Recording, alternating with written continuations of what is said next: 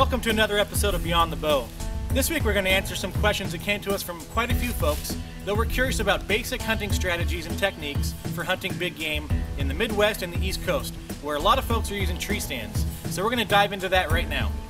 We've got Jake back with us again from Bowtech, and he's from Wisconsin. He's going to talk to us about some basic tree stand setups that you'd see all across the Midwest. Jake, thanks for coming back. No problem, Nick. And why don't you just run down the basics of tree stand hunting for us? Okay.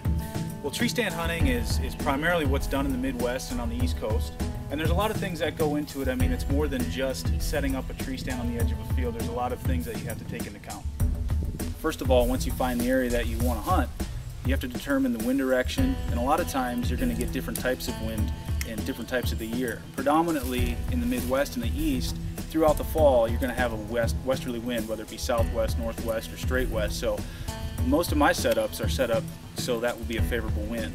But you also want to keep in mind that if you do really want to hunt an area and you're not getting that wind, you have to have another tree stand set up so you can hunt if you get an easterly wind. Usually, anytime you have a weather pattern come through, if it's raining, or even later in the fall, if it starts to snow, you're going to get a lot of easterly winds. So you want to keep that in mind and possibly, if at all possible, have another stand set up for an east wind. Knowing which way the deer are traveling to and from usually a bedding area to a food source is key, so you want to make sure you know the area very well. Your stand site will usually be set up in a spot that the wind is blowing in the opposite direction.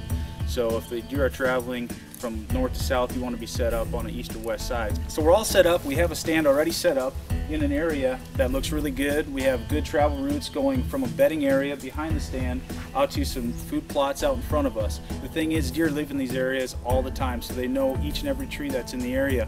If you go into a tree that doesn't have good cover, they're going to notice something's out of place when they walk through and they notice there's a big clump up in a bare tree. So we went ahead, we put our stand up in an evergreen tree that has good coverage and it's going to have good coverage all year long. There's a thing called being skyline.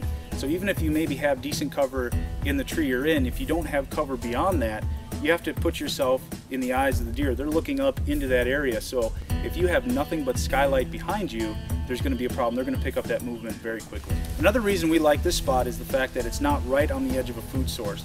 Most mature bucks aren't going to come out to the food until after dark. So we're in an area that hopefully they're going to stage until dark, which gives us our best chance of harvesting that deer in shooting light.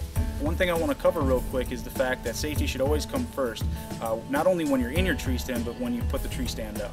There's a lot of good tree stand harnesses out there, and most of them will come with a safety aid like a lineman's belt to help you put the tree stand up as you're putting your steps up or your ladder and then eventually your tree stand. So make sure you always are wearing that at all times. Once you get to your tree stand site and you have to climb your tree, that should be the only thing you're thinking of. So what I recommend is having a rope to pull up your bow, and any other type of, even if you have a fanny pack or a backpack that's cumbersome, leave it on the ground, crawl up the tree, attach it to the rope at the bottom and pull it up. That way the only thing you have to concentrate when you're going up the tree is just climbing. So once you get into your stand, a lot of these safeties actually have a tether that you put onto the tree that attaches to the tether on your back. The key there is to make sure that when you're sitting down, that tether is tight. That way it still gives you mobility if you have to move around in the tree, and also if for some reason you do fall out or you have a failure of a tree stand, that you don't fall 6 feet and then it catches. So make sure you keep the tether that's on the tree as high as you possibly can, still be comfortable and still be able to shoot. Thanks for watching. Next week for you Western bow hunters, we're going to cover spot and stalk techniques for hunting big game out west.